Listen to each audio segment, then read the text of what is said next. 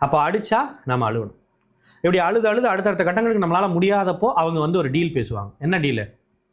நான் இந்த அப்யூஸை வந்து ஸ்டாப் பண்ணணும்னு சொன்னால் நீ இனிமேல் என்ன பண்ணணும், இந்த கிரே ராக் மெத்தடு அது இதெல்லாத்தையும் தள்ளி வச்சுட்டு நான் கூப்பிட்டா உடனே வர்றதோடு சேர்த்து நான் என்னென்னலாம் எக்ஸ்பெக்ட் பண்ணுறேனோ அது எல்லாத்தையும் நீ செஞ்சுக்கிட்டே இருக்கணும். நான் சாட்டிஸ்ஃபை ஆக மாட்டேன், பட் இருந்தாலும் நீ அடுத்தடுத்த கட்டங்களுக்கு நான் கூட்டிகிட்டு போக நான் உன்னை அழுக வைக்கணும்னு நினைக்கிறேனே, நீ அழுதே ஆகணும். அப்புறம் நான் 2 மணி நேரம் தம் கட்டி பேசுனதுக்கு என்ன மதிப்பு இல்லையா?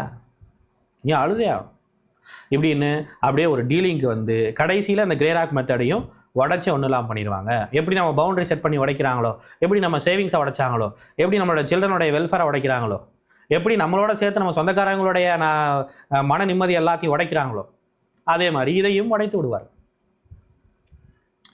ஆமாவா? Yes, come on, let's focus on our self. என்ன பண்ணலாம் நம்ம?